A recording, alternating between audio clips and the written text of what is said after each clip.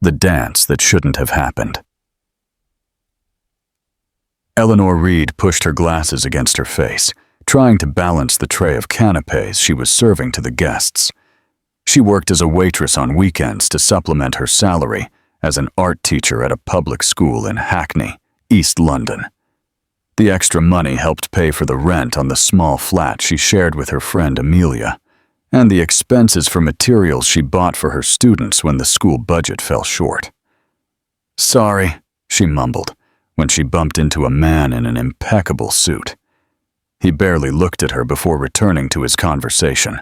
Tonight was different, though. She wasn't working.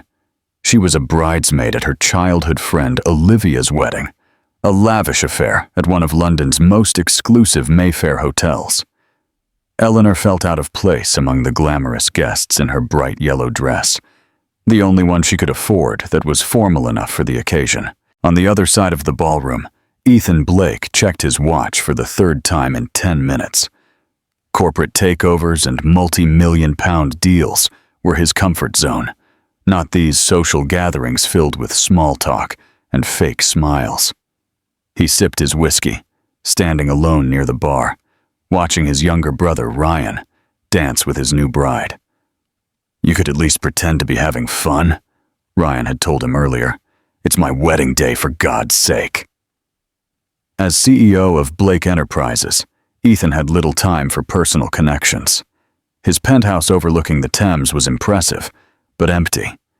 His calendar was full of meetings, not memories.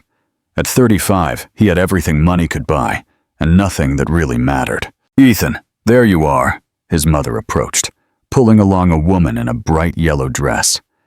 "Olivia's friend needs a dance partner, and you've been standing here like a statue all night." Before he could protest, Ethan found himself being practically pushed toward the dance floor with the bridesmaid, who looked as uncomfortable as he felt. "I'm Eleanor," she said, adjusting her glasses. The metal brackets of her braces caught the light when she gave an awkward smile. "Ethan," he replied curtly, placing his hand on her waist as the music slowed. He noticed immediately how she didn't fit the mold of the other women at the wedding. No designer dress, no perfect makeup, no calculated charm. She didn't try to impress him with questions about his company or comments about his family's wealth. "You don't want to dance with me," Eleanor stated matter-of-factly after a moment of silent swaying. Ethan raised an eyebrow. "Excuse me." "It's fine. Your mum forced you, and you'd rather be anywhere else. I get it." She shrugged. "I'd rather be grading my students' artwork right now, to be honest." Something about her blunt honesty caught him off guard. "You're a teacher?" "Art. Public school. Not exactly glamorous, but I love it." As they moved across the floor, Ethan found himself actually listening to her talk about her students, her passion evident in the way her eyes lit up behind those oversized glasses. "What about you?" she asked. "Let me guess. Something that requires that permanent, serious expression and makes too much money." Ethan almost smiled. "Almost. Something like that. Must be exhausting," she said, not unkindly. For the first time that evening, Ethan felt seen, not as a Blake, not as a CEO, just as a person. It was unsettling and oddly refreshing. When the music ended, Eleanor stepped back quickly. "Well, thanks for the dance. You can go back to your whiskey and I'll go back to trying not to trip in these heels." Ethan watched her walk away, disappearing into the crowd of guests. She hadn't tried to extend their interaction, hadn't slipped him her number, hadn't asked for a business card. As he returned to his spot by the bar, he realized he was still thinking about her honest eyes and that bright yellow dress that somehow seemed more authentic than all the designer gowns in the room. For the rest of the evening, his gaze kept drifting to find her in the crowd, watching as she laughed with friends, helped Olivia with her dress, and danced enthusiastically with the other bridesmaids. Eleanor Reed lived in a different world from his, one of budget constraints and public school classrooms. But there was something about her that made his world of board meetings and business deals suddenly seem hollow. When the wedding ended and guests began to leave, Ethan found himself looking for her one last time, but she was already gone. He told himself it was better that way. Their worlds had collided for one dance, and that was all it should be. Yet as his driver took him back to his empty penthouse, Ethan couldn't shake the feeling that something had shifted inside him, all because of a dance that wasn't supposed to happen. What do you think Ethan will do now that Eleanor is clearly on his mind? What's the boldest step you've ever taken to reconnect with someone after a brief but impactful encounter? Share your story in the comments. 3 days after the wedding, Ethan sat in his corner office, overlooking the London skyline, unable to focus on the acquisition reports in front of him. His mind kept drifting to the woman in the yellow dress. He'd found himself Googling Eleanor Reed Art Teacher London the night before, and after some digging, located her professional Instagram account, filled with photos of student artwork and classroom projects. "Mr. Blake, your 2 o'clock is here," his assistant announced through the intercom. Ethan nodded, closing the browser tab, where Eleanor's smiling face looked back at him from a school fundraiser photo. This was ridiculous. He was acting like a teenager with a crush. The meeting dragged on. Executives discussing profit margins and market expansion. Ethan contributed when necessary, but part of him was elsewhere. When everyone finally left, he picked up his phone and opened Instagram again. Before he could talk himself out of it, he sent her a direct message. "I enjoyed our dance at the wedding. Would you be interested in getting coffee sometime?" He set the phone down, immediately regretting the impulse. Someone like Eleanor probably had a boyfriend anyway. She'd probably. His phone buzzed. Ethan Blake? The chap who looked like he'd rather be having a root canal than dancing with me? That's surprising. He found himself smiling at her response. "I deserve that. But yes, that's me."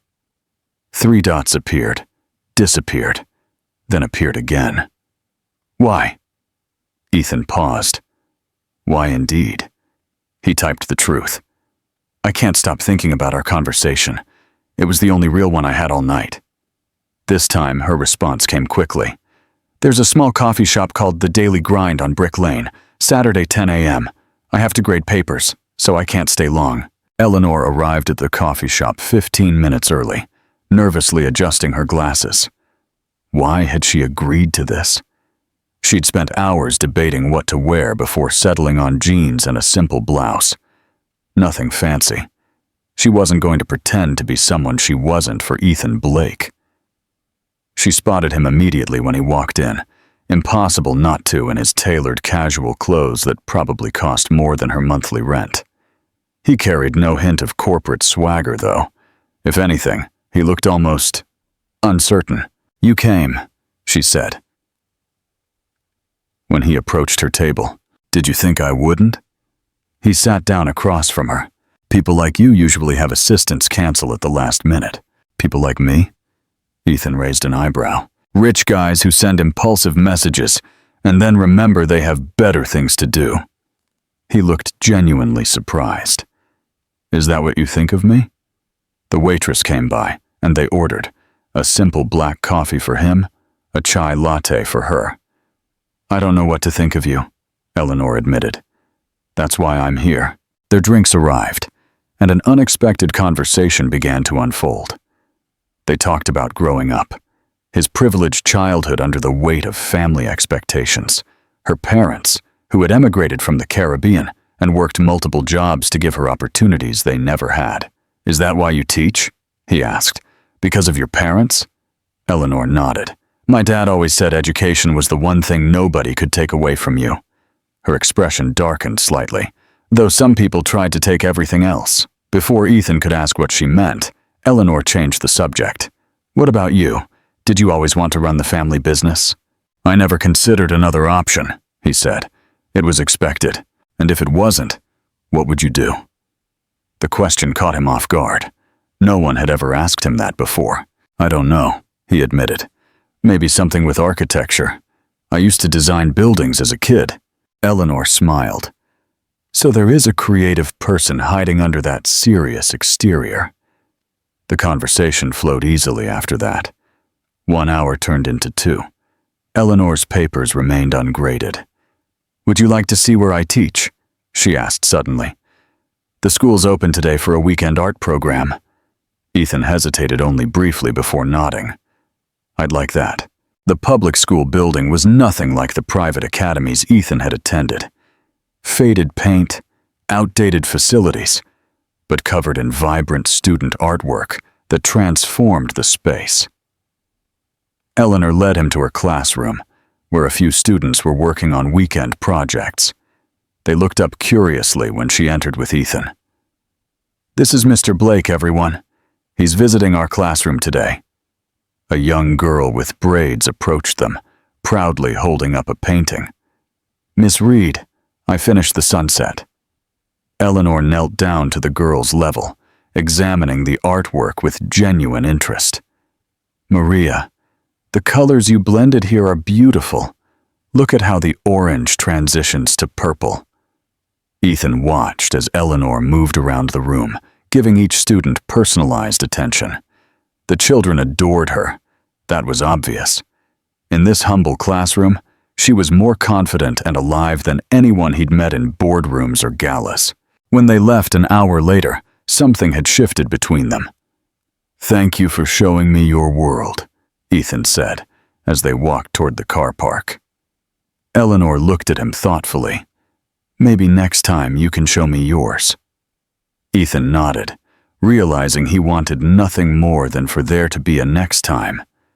What had started as curiosity had grown into genuine admiration. But as he watched her wave goodbye, a nagging thought troubled him. The name Reed had triggered something in his memory, something connected to his father's business dealings years ago, something he wasn't sure he wanted to explore. What do you think is the hidden connection between Ethan's family business and Eleanor's past? How would you confront someone you cared about if you discovered a painful truth about their family? Share your advice in the comments. Over the next few weeks, Ethan and Eleanor's relationship grew beyond coffee shop meetings into something neither had expected. They explored London together, Eleanor showing him small art galleries he never knew existed, Ethan introducing her to hidden restaurants accessible only to those in the know. "This weekend," Ethan said during their Friday phone call, "there's an art retreat in the Cotswolds. Local artists teaching workshops, exhibitions. I thought you might be interested." "For the weekend?" Eleanor hesitated. "Separate rooms," he clarified quickly. "The resort has a bungalow set up. I just thought you'd enjoy the workshops." After a pause, Eleanor agreed. "I'd like that." The weekend exceeded both their expectations. Eleanor thrived in the creative environment, participating in every workshop available. Ethan discovered he enjoyed sketching, something he hadn't done since childhood. Saturday evening found them walking along the beach at sunset, their shoes in hand. "You're different here," Eleanor observed. "More relaxed." "I feel different," Ethan admitted. "Away from the company, the responsibilities, away from being a Blake." She nodded. "Sometimes the name feels more like a burden than a privilege." Eleanor stopped walking. "Can I ask you something? Why me? You could be with anyone. Models, socialites, people from your world." Ethan turned to face her, sand shifting beneath their feet. "Because you're real. You don't care about my money or my last name. You call me out when I'm being arrogant. You make me better." He reached out slowly, giving her time to pull away. When she didn't, he brushed a strand of hair from her face. Their first kiss was gentle, tentative, and perfect. The rest of the weekend passed in a blur of connection. They shared stories, dreams, and a deepening attraction. By Sunday afternoon, as they prepared to return to London, Eleanor felt herself falling for him, despite all her reservations. 2 days after their return, Eleanor was meeting with parents at a school fundraiser when she overheard a conversation that made her blood run cold. "That's Arthur Blake's son," one parent whispered to another, nodding toward Ethan, who had surprised Eleanor by attending. The one who took over Blake Enterprises. Blake? The other parent looked shocked. Isn't that the company that destroyed half the businesses in the Hackney area? Yes, my husband lost his job in that whole mess. Something about property acquisition that went ugly. Eleanor froze. Hackney area. Her neighborhood. Her family. The memories flooded back. Her father coming home 10 years ago, defeated, saying he'd been let go after Blake Enterprises bought the company he worked for. The subsequent bankruptcy, when they couldn't find new jobs. Her mother's illness that went untreated because they couldn't afford health insurance. Arthur Blake, Ethan's father. She moved through this crowd robotically. Images of her father's humiliation and their family's struggle collided with the tender moments she'd shared with Ethan just days before. When she reached him, her face must have betrayed her emotions. Eleanor? What's wrong? Ethan reached for her hand. She pulled away. Blake Enterprises, your father's company. His expression changed, understanding dawning. Eleanor? Did you know? Her voice trembled. Did you know what your family did to the Hackney area? To my father? The color drained from Ethan's face. Your father is Michael Reed? Was, Eleanor corrected, tears forming. He died 3 years ago, after your father's company destroyed everything he'd worked for. Eleanor, Did you know? When you looked me up, found out who I was this some kind of game to you? No. Ethan's voice rose, drawing attention from nearby parents. He lowered it quickly. I didn't realize until after we'd already met. The name seemed familiar, but I didn't put it together until when? Eleanor demanded. Last week, he admitted. I found documents in my father's old files. The betrayal cut deeper than she could have imagined. Last week, before our trip. You knew, and you didn't tell me. I was trying to figure out how to tell you, to explain. Explain what? How your family built their fortune by destroying others? How you kept this from me while... She couldn't finish, tears now flowing freely. It wasn't like that, Ethan insisted. My father made those decisions before I joined the company. I didn't know the details until... Stop!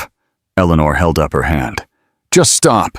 I trusted you. I let myself... She shook her head. I need to go. Eleanor, please! But she was already walking away, weaving through confused parents and teachers. The pain was overwhelming. Not just the reopened wound of her family's suffering, but the fresh cut of Ethan's deception. Outside in the car park, she reached her car, just as Ethan caught up. Eleanor, let me explain. There's more to the story than... There's nothing more to explain. She got into her car, wiping tears angrily. You're a Blake. I'm a Reed. There's a reason those names don't belong together. As she drove away, leaving Ethan standing alone in the car park, Eleanor felt something breaking inside her. She had allowed herself to believe, for a brief moment, that their different worlds didn't matter. Now the past had resurfaced to prove how wrong she had been. What will Ethan do now to try and make amends with Eleanor? How do you think this revelation will impact his relationship with his own father's legacy? Share your predictions in the comments. For the first time in his life, Ethan Blake couldn't focus on work. He sat in his Mayfair office, staring at the same spreadsheet for hours, seeing only Eleanor's tear-stained face. 3 days had passed since she'd walked away. 3 days of unanswered calls and texts. Mr. Blake? His assistant knocked gently on the door. The board is waiting. Ethan nodded, straightening his tie mechanically. In the meeting room, his father's old colleagues discussed quarterly projections, while Ethan's mind wandered to the Reed file he'd discovered, the acquisition that had shuttered several small businesses in a predominantly working-class East London neighborhood 10 years ago. Ethan, your thoughts on the proposal? The question snapped him back to the present. I need more time to review, he said, standing abruptly. We'll reconvene next week. Ignoring their surprised expressions, he left the building and drove without a destination in mind. Somehow he ended up in Eleanor's neighborhood, a world away from his downtown penthouse. The streets were lined with small businesses, a bakery, a repair shop, a colorful mural depicting the area's Caribbean heritage. This was what his father had nearly destroyed, what his family name had damaged. On impulse, he parked and entered a small cafe. The elderly woman behind the counter smiled warmly. "What can I get you, sir?" "I'm looking for Michael Reed's family," Ethan said before he could reconsider. "His daughter Eleanor teaches at the local school." The woman's smile faded. "Michael, may he rest in peace. A good man." She studied Ethan with sudden suspicion. "What business do you have with the Reeds?" "I need to speak with Eleanor's mother, please. It's important." Something in his expression must have convinced her. She wrote an address on a napkin. "Carmen lives there now. Smaller place since Michael passed. But I'm warning you, that family's been through enough." Carmen Reed was a short woman, with Eleanor's same expressive eyes, though hers carried decades more wisdom and sorrow. She regarded Ethan cautiously on her front porch. "Blake," she said, the name like vinegar on her tongue. "I knew who you were the moment I saw you. You looked like your father." "Mrs. Reed, Why are you here? Haven't your family taken enough?" Ethan swallowed hard. "I'm not here to take anything. I came to apologize." Carmen's expression didn't soften, but she stepped aside, allowing him into the modest living room. Photos of Michael and a younger Eleanor covered the walls, a happy family before everything changed.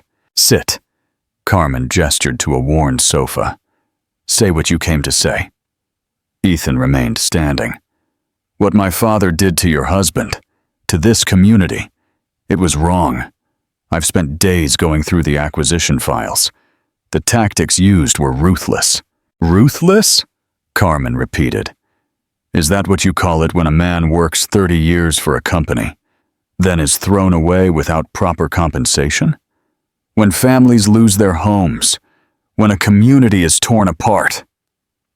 Each word felt like a physical blow. "No, I call it what it was, cruel and unjust. And why should I care what you think? You're a Blake." "I'm not asking for forgiveness," Ethan said quietly. "I know I don't deserve it. I'm here because your daughter saw something in me worth knowing, and I wasn't honest with her." Carmen's eyes narrowed. "Eleanor, what does she have to do with this? We've been seeing each other until she discovered who I was." Understanding dawned on Carmen's face. The mystery man who's been making her smile these past weeks. I should have known trouble would wear an expensive suit.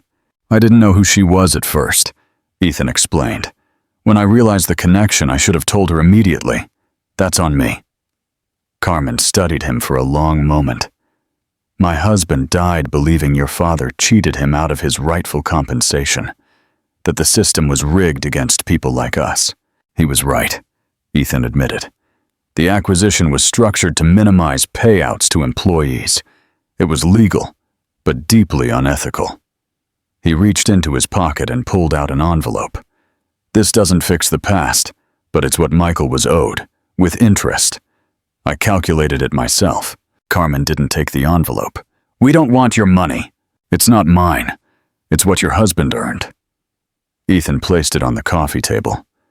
"Whether you accept it or not, I needed you to know the truth." As he turned to leave, Carmen spoke again. "My Eleanor has always been too forgiving, too willing to see the good in people." Her voice softened slightly. "She gets that from her father." Ethan paused at the door. "She deserves better than what my family did, better than what I did." "Yes," Carmen agreed. "She does." "What do you think Eleanor's reaction will be when she finds out about Ethan's actions? What's the most impactful way someone has ever tried to make amends with you or someone you know? Share your experiences below." Across town, Eleanor sat on her apartment floor, surrounded by student artwork she was supposed to be grading. Instead, her thoughts kept circling back to Ethan. The hurt was still raw, but questions now mingled with her anger. Her phone buzzed with a text from her mother. "That Blake boy came to see me today. We should talk." Eleanor's heart raced. Ethan had gone to see her mother. What could he possibly have said? Another text arrived from Amelia, her flatmate.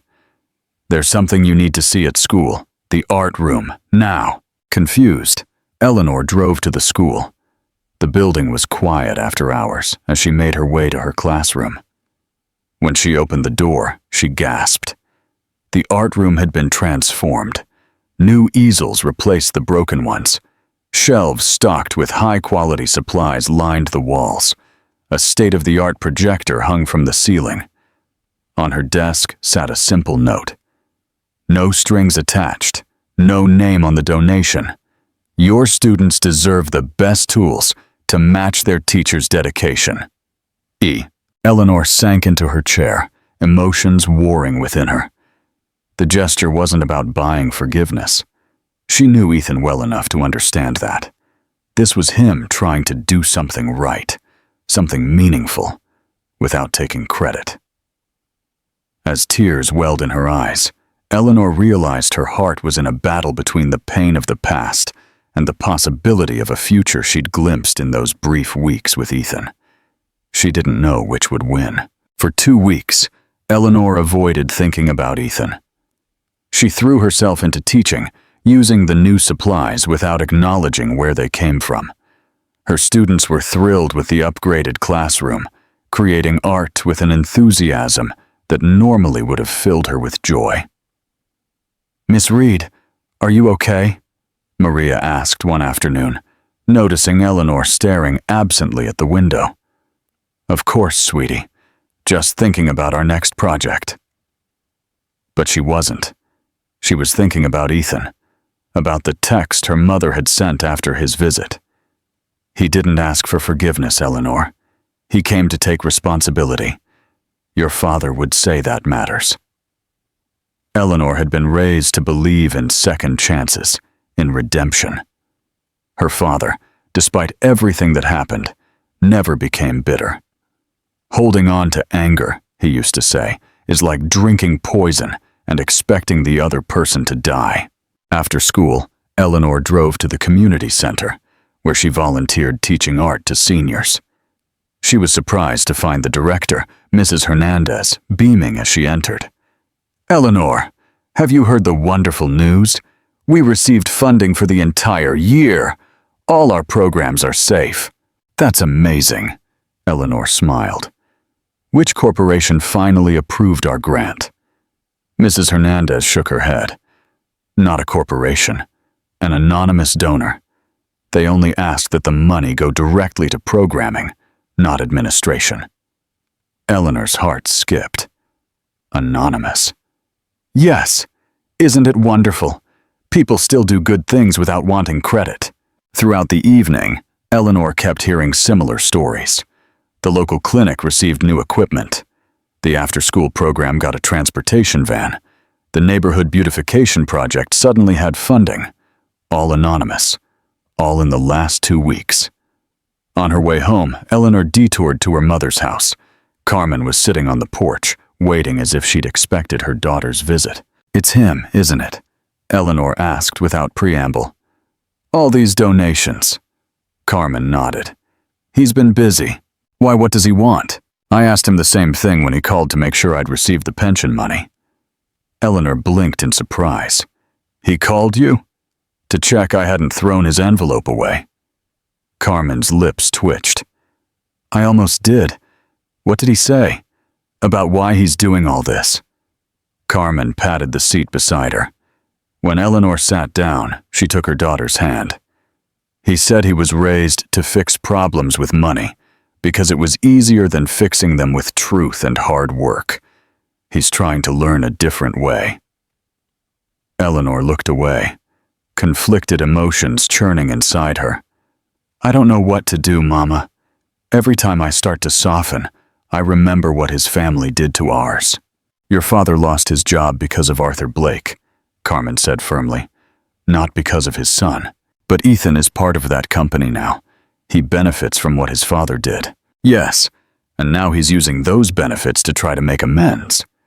Carmen squeezed Eleanor's hand. I'm not telling you what to do, mija. Only you can decide if there's something worth saving there. Ethan was reviewing community investment proposals in his office when his assistant interrupted. Mr. Blake, there's an Eleanor Reed here to see you.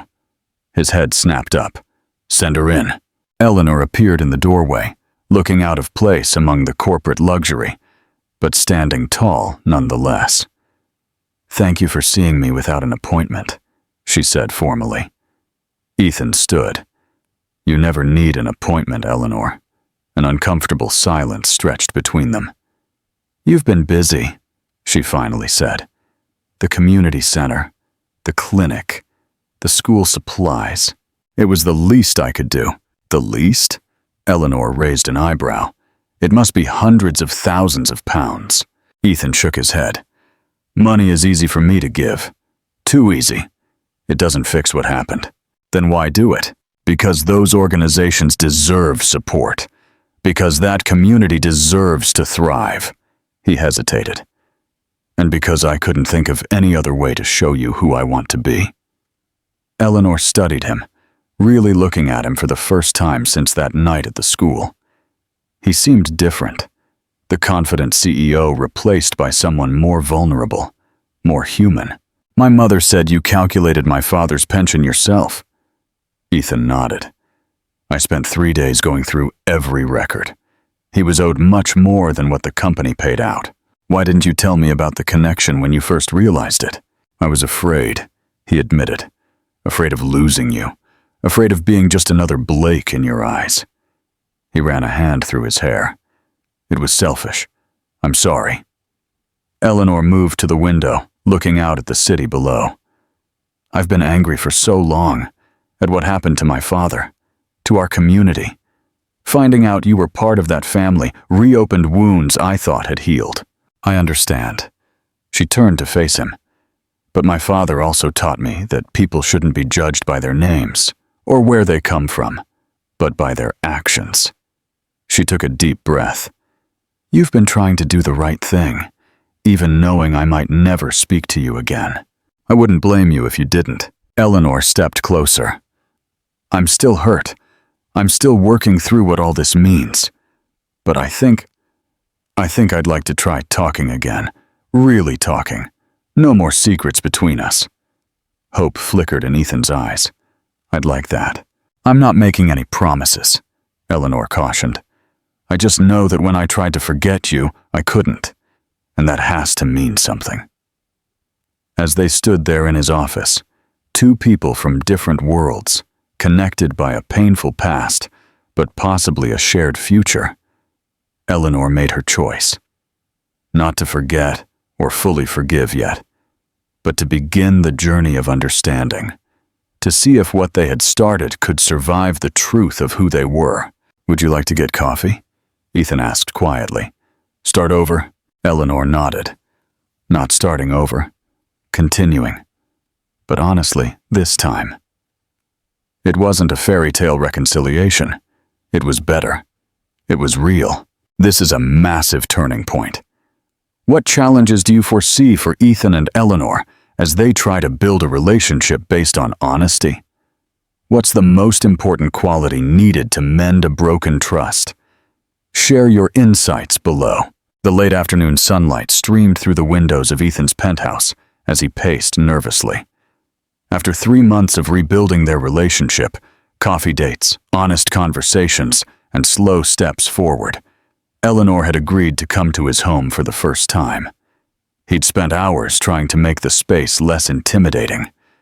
Gone were the cold, modern art pieces his decorator had insisted upon, replaced with warmer tones and a few plants. Still, the floor-to-ceiling windows showcasing London's skyline couldn't hide the wealth gap between them. The doorbell rang. When he opened it, Eleanor stood there with a small canvas in her hands. I brought something, she said, stepping inside and taking in the space with wide eyes. It's too much, isn't it? Ethan gestured around self-consciously. Eleanor shook her head. It's just very you. Organized. Pristine. She handed him the canvas. Maybe this will help. It was a painting of the beach where they'd first kissed, vibrant colors capturing the sunset they'd watched together. Eleanor, this is beautiful. I thought your walls could use something with a story behind it. He placed it carefully on the mantelpiece. It's perfect. They moved to the balcony with glasses of wine, the city lights beginning to twinkle below them as dusk settled. I never imagined I'd be here, Eleanor admitted, in this place with you. I never imagined anyone would see me the way you do, Ethan replied. Beyond the name, the money. Eleanor turned to face him. I need to ask you something. Something I've been afraid to ask. Anything. What happens next with us?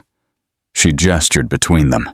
We've been rebuilding trust, getting to know each other again, but we're still from different worlds, Ethan. I'm still a teacher with student loans. You still run a company that could buy my entire school. Ethan set down his glass. I've been thinking about that too, about what it means for us. He took a deep breath. I was alone before I met you, Eleanor, surrounded by people, but completely alone.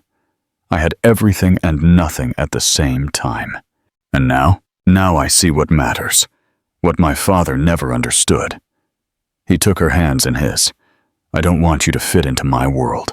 I don't want to change you or your life. I just want to be part of it, however that looks. It won't be easy, Eleanor warned. People will talk. Your board members, my colleagues. Let them talk. I'm not my father, Eleanor. I don't need you to be someone you're not to fit some image of what a Blake partner should be. And what about the company, the things it did? I'm changing it, Ethan said firmly. Not just for you, but because it's right. We've established a community restoration fund for neighborhoods impacted by past business practices. I've restructured the leadership to include more diverse voices. He squeezed her hands. I can't undo the past, but I can shape the future. Eleanor searched his face. You've really been doing all that? Yes, not for recognition, not even for your forgiveness, but because meeting you made me see things I was blind to before. The honesty in his voice moved her deeply. For months she'd been guarding her heart, afraid to fully trust again. But standing here with him, seeing the man he was becoming, the last of her resistance began to crumble. I was scared, she admitted. Not just of getting hurt again, but of losing myself in your world, of becoming someone my father wouldn't recognize. I would never want that, Ethan said softly. Your strength, your principles, they're why I fell in love with you. The words hung in the air between them. He hadn't planned to say it, but once spoken, he couldn't take it back.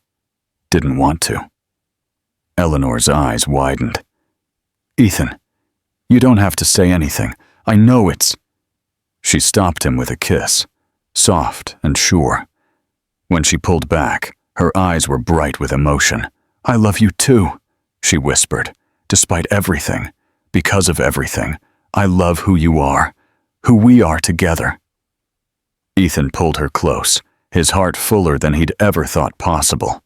They stood there on the balcony, the city spread out before them. Two worlds merged into one shared future. No more secrets, he promised.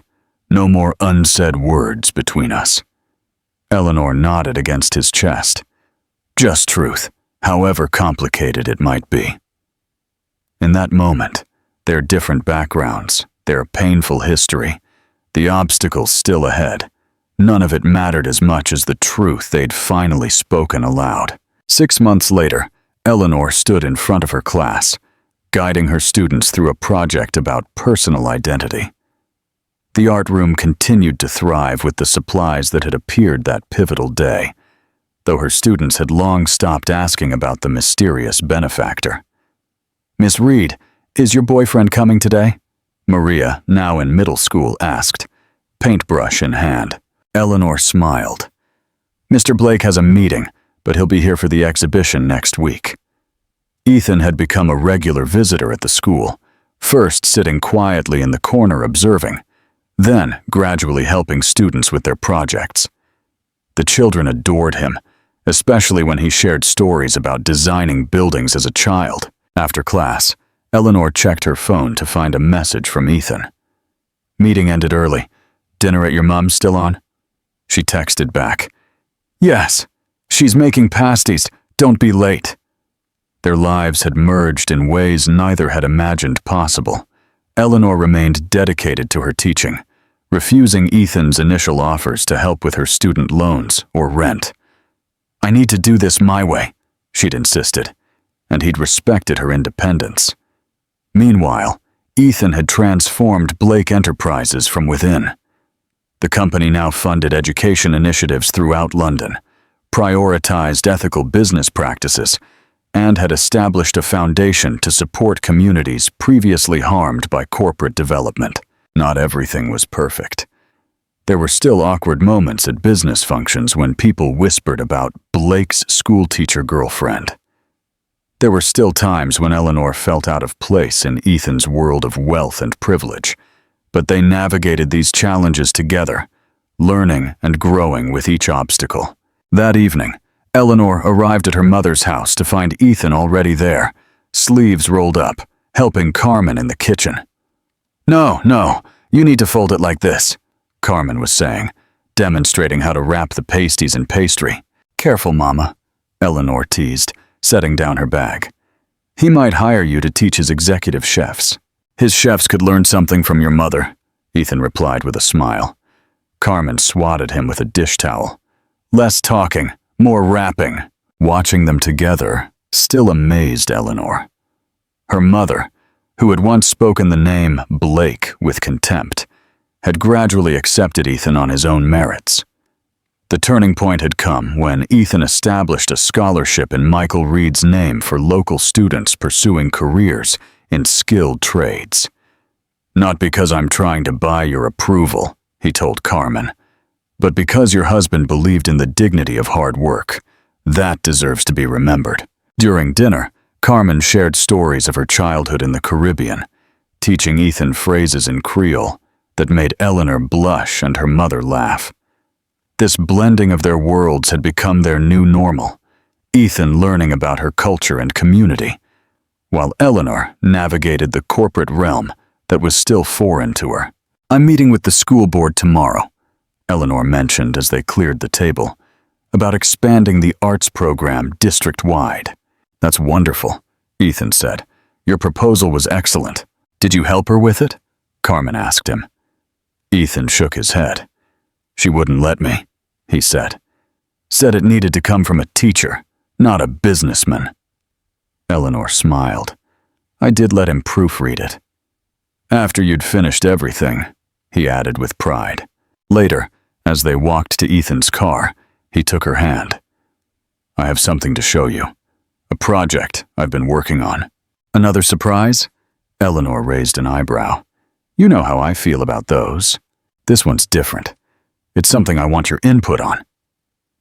They drove to a neighborhood near the school, the same area that had been affected by Blake Enterprises years ago. Ethan parked in front of a vacant lot, overgrown with weeds. "What is this?" Eleanor asked as they got out.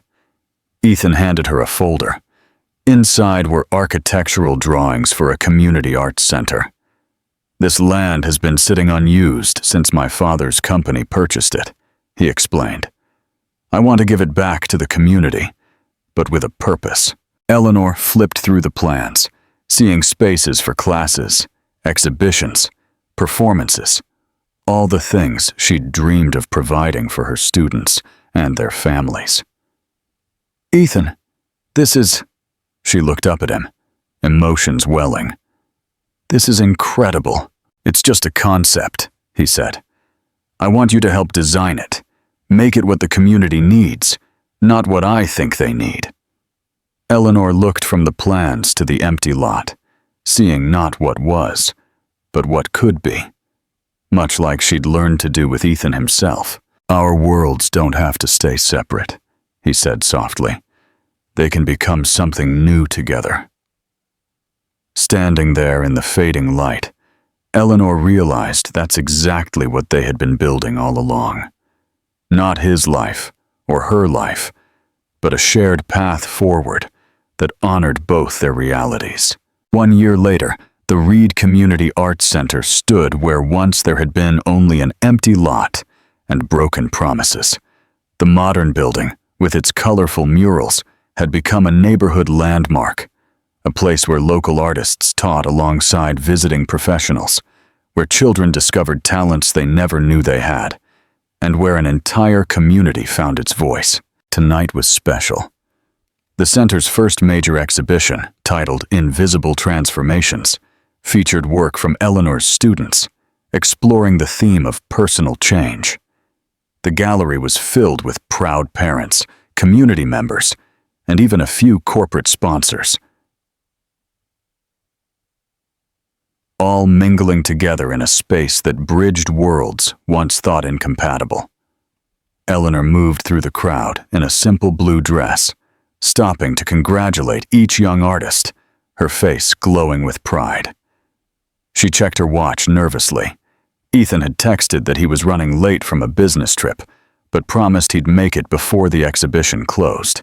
"Miss Reed," Maria, now in secondary school, waved excitedly. "People are asking about buying my painting." "That's wonderful," Eleanor beamed, admiring how much the girl's talent had developed. "Remember, you set the price. Your art has value." As she continued through the gallery, Eleanor paused before a wall dedicated to her father's memory. Photos of Michael Reed working in his shop, teaching his daughter to paint, standing proudly in front of their first home. A timeline of a life well lived, despite its challenges. Beside the photos hung a plaque in honor of Michael Reed, who taught us that true wealth lies in creating beauty from whatever materials life provides. The words had been Ethan's suggestion, his way of acknowledging that some lessons couldn't be learned in boardrooms or business schools. Eleanor felt a presence behind her and turned, expecting another parent or teacher. Instead, Ethan stood there, slightly disheveled from rushing, his eyes fixed not on the exhibition, but on her. "You made it," she said softly. "I wouldn't miss this," he smiled, looking around the busy gallery. "This is amazing, Eleanor. You did all this." "We did," she corrected him. "This place exists because you believed in what it could be." "No," Ethan shook his head. "It exists because you showed me what matters." Over the past year, their relationship had deepened through shared purpose. Ethan had restructured his work life to make time for what he valued, delegating more responsibilities at Blake Enterprises while focusing on community investment initiatives. Eleanor had expanded her teaching beyond the classroom, developing programs that reached throughout London's underserved neighborhoods. They still lived separate lives in many ways. Eleanor in her flat near the school, Ethan in his penthouse downtown. But the boundaries between their worlds had blurred, creating something new and stronger than either had imagined possible. "I have something for you," Ethan said, reaching into his jacket pocket. "Ethan, you didn't need to bring anything." He pulled out a small wooden sculpture, a dancer with oversized glasses and braces, captured mid-twirl in a bright yellow dress. "One of your students made this," he explained. "She gave it to me last week when I visited your class, said it reminded her of a story I once told about meeting you." Eleanor took the sculpture, running her fingers over the delicate details. "Our dance at the wedding, the dance that wasn't supposed to happen," Ethan added with a smile. They stood together, surrounded by art created by children whose lives they'd both helped shape, in a building that represented everything they'd become together. "I still don't like parties much," Eleanor said, looking up at him. "But I'd dance with you again." Ethan's expression softened as he gazed at the woman who had changed everything for him, the teacher who had become his greatest lesson. "I would wait a lifetime for that dance," he replied. He pulled her close, not caring who was watching. In that moment, there was no wealthy businessman and no Kuhl teacher, no Blake and no Reed, just two people who had found something real in a world often defined by appearances. Around them, Eleanor's students pointed and giggled at their teacher dancing in the middle of the gallery. Parents smiled knowingly. The past, with all its pain and division, hadn't disappeared, but it no longer controlled their future. As they swayed together among the artwork that celebrated transformation, Eleanor rested her head against Ethan's chest, feeling the steady rhythm of his heart. They hadn't needed grand declarations or dramatic gestures to find their way forward. They had simply created a space where both could be fully themselves, a quiet place of belonging that, like all true art, had emerged from the beautiful collision of different worlds. Have you fallen in love with Eleanor and Ethan's journey from that unexpected dance to their beautiful transformation? Their story shows us how two people from different worlds can build something meaningful together despite a painful past. We'd love to hear your thoughts on their relationship and what touched you most about their journey in the comments below. If you enjoyed The Dance That Shouldn't Have Happened, please like, share, and subscribe to our channel for more heartfelt stories that explore love, forgiveness, and personal growth. We're curious, which country are you watching from today? Let us know in the comments and tell us if there are other love stories across social divides you'd like us to share next.